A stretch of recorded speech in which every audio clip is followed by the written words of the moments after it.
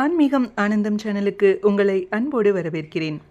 சர்வரோக நிவாரணியான சூரிய சதகத்தின் 31வது ஸ்லோகத்திலிருந்து 35வது ஸ்லோகங்கள் வரை இந்த பதிவில் நாம் தெரிந்து கொள்வோம்.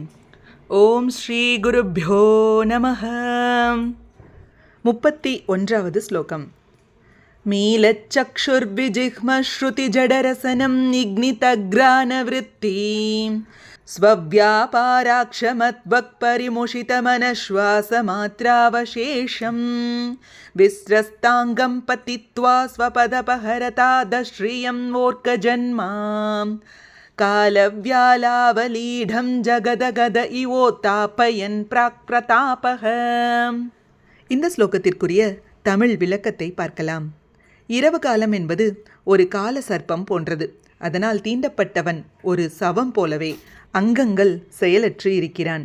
சுவாசம் ஒன்றுதான் அப்பொழுது அவனிடம் மிஞ்சி இருக்கிறது. மற்ற அங்கங்கள் புலன்கள் இயங்குவது இல்லை. உதாரணமாக கண்கள் மூடி கிடக்கின்றன, செவிகள் கேட்கும் திறனற்று இருக்கின்றன, நாவு ருசிக்கும் தன்மை அற்று இருக்கிறது, நாசிகள் முகரும் இயல்பை இழந்து இருக்கிறது, தோல் தனது செயல்பாட்டை அதாவது தொடு உணர்ச்சியை இயக்க முடியாமல் மனத்தின் இயக்கத்தை முடக்கி இருக்கிறது. மனிதன் அவயங்கள் யாவும் முடங்கி போன நிலையில் படுக்கையில் விழுந்து கிடக்கிறான். மொத்தத்தில் அவன் அரவினால் தீண்டப்பட்டு அதாவது விஷத்தின் பிடியில் சிக்கி சவம் போல பிரக்ஞை அற்று இருக்கிறான்.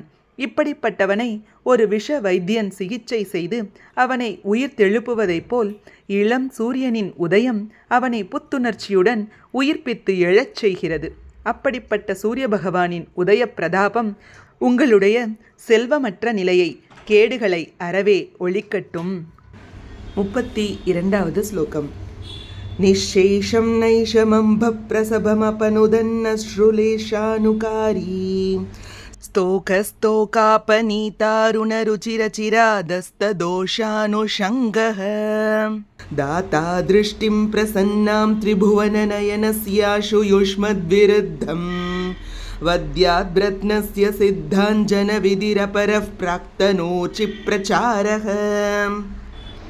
இந்த ஸ்லோகத்திற்குரிய தமிழ் விளக்கத்தை பார்க்கலாம். சித்த வைத்திய முறைப்படி தயாரிக்கப்படும் கண்மை சித்தாஞ்சனம் எனப்படும். அதனை கண் இமைகளில் தடவிக்கொண்டால் கண்ணில் நீர் சொட்டுதல், கண் சிவந்திருத்தல், பார்வை மங்கியிருத்தல் போன்ற கண் கோளாறுகள் நீங்கி பார்வை பிரசன்னமாகும். இதனை போன்றே ஆதவனும் இருக்கிறார் என்று சமத்காரமாக கவி இந்த ஸ்லோகத்தில் நிரூபிக்கிறார். இரவில் பனித்திவலைகள் தோன்றுகின்றன. அவைகள் மனிதனின் கண்ணீர் சொட்டுக்கள் போல இருக்கின்றன. சூரியன் உதயமாகும் போது அவைகள் விரைவாக மிச்சமில்லாமல் மறைந்து போய் விடுகின்றன. உஷத் காலத்தில் உதிக்கும் சூரிய ஒளியை அருணோதயம் என்கிறோம். அருணன் சூரிய ரதத்தின் சாரதியாகையால் அவன் முன்பாகவே தோன்றுகின்றான். அதனால் அப்பொழுது ஆகாயம் செக்கச்சவேல் என்று இருக்கிறது. சூரியன் சிறுக சிறுக மேலே எழும்போது அருணனின் அந்த சிவப்பு வண்ணம் கொஞ்சம் கொஞ்சமாக விலகி போய் விடுகிறது. அந்த சிவப்பு வர்ணத்திற்கு காரணம் இரவு என்ற தோஷத்தின் தொடர்பால் ஏற்பட்டது. சூரியன் 3 புவனங்களுக்கும் கண்ணாக இருக்கிறார். ஜீவர்களுக்கும் கண்களாக இருப்பவரும் அவரே. அதனால் சூரியன் உதயமானவுடன் மக்களுக்கு பார்வை தெளிவாக ஆகிறது. இப்படி பல விதத்திலும் பானுமான் உலகங்களுக்கும் மற்றொரு சித்தாஞ்சனமாக இருக்கிறார். அப்படிப்பட்ட ஆதவனின் காலையின் ஜோதி பெருக்கம் உங்களுக்கு ஏற்படும் தீமைகளை சடுதியாகவே அழிக்கட்டும்.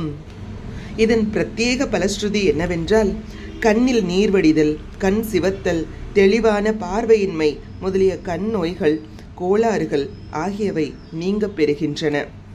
33வது ஸ்லோகம். பூத்வா ஜம்பஸ்ய பேத்துக்ககுபி பரிபவாரம்ப பூஷுப்ரபானோஹோ பிப்ரானா பப்ருபாவம் பிரசபம் அபினவாம்போஜும்பா பிரகல்பாம் பூஷா பூயிஷ்ட சோபா திரிபுவன பவனஸ்யாஸ்ய வைபாகரி பிராக் விப்ராந்தா பிராஜமானா விபவது விபவோத்பூத ஏசா விபாவக. இந்த ஸ்லோகத்திற்குரிய தமிழ் விளக்கத்தை பார்க்கலாம். ஜம்பாசுரனை மாய்த்தவன் தேவேந்திரன். அவன் திக்பாலகனாக இருப்பது கீழ்த்திசைக்கு, அதுவே சூரிய தேவனின் முதல் ஆக்கிரமிப்பு ஸ்தானம். வெண்ணிறமுடன் இருக்கும் சூரியன் அந்த திக்கில் உதயமாகும் பொழுது செம்மை நிறத்தை ஏற்றுக்கொள்கிறார். இரவில் கூம்பியிருந்த தாமரை மலர்களை பலவந்தமாக மலரச் செய்வதில் சமர்த்தர். 3 உலகங்களுக்கும் சிறந்த ஒளியுடன் திகழும் ஒரு அணிகலன். பிரகாசமுடன் உதயமாகும் சூரியனின் காலை வேளையின் பிரபை உங்கள் வைபவங்களின், அதாவது ஐஸ்வர்யங்களின் வளர்ச்சிக்கு ஈடுபாடு கொண்டதாக விளங்கட்டும். இந்த ஸ்லோகத்திற்கான பிரத்யேக பலஸ்ருதி: சகல ஐஸ்வர்யங்களும் வைபவங்களும் பெருகச் செய்யும். 34வது ஸ்லோகம். சம்சக்தம் சிக்தமூலாதபினவபுவனோத்யான கௌதூகலின்யாம் யாமின்யா கன்யயேவாமிருதகரகலஷாவர்ஜிதேனாமிருதேன அர்காலோகக்ரியாத்வோமுதமுதயசிரச்சக்ரபாலாலவாலாத் உத்யன் பாலப்ரபால பிரதிமருச்சிரஹப் பாதபப்ராக்ப்ரரோஹஹ. இந்த ஸ்லோகத்திற்குரிய தமிழ் விளக்கத்தை பார்க்கலாம். இரவு என்ற ஒரு கன்னிகை உதயகிரியின் சிகர பிரதேசத்தில் புதுமையான நந்தவனத்தை வளர்க்க விருப்பம் கொண்டு ஒரு நந்தவனத்தை பராமரிக்கிறாள். அவள் சந்திரனையே ஒரு குடமாக கொண்டு அதில் அமுதமயமான நீரை நிரப்பி நந்தவனத்தின் பாத்திகளில் நீரை பாய்ச்சுகிறாள். அவள் வேரில் நீர் வார்த்து வளர்த்த பகல் என்ற ஒரு மரத்தின் இளம் தளிர்தான் உதயசூரியன். அந்த மரம் பாத்தியில் முளைவிட்டு மேலே வளர்ந்ததாகும்.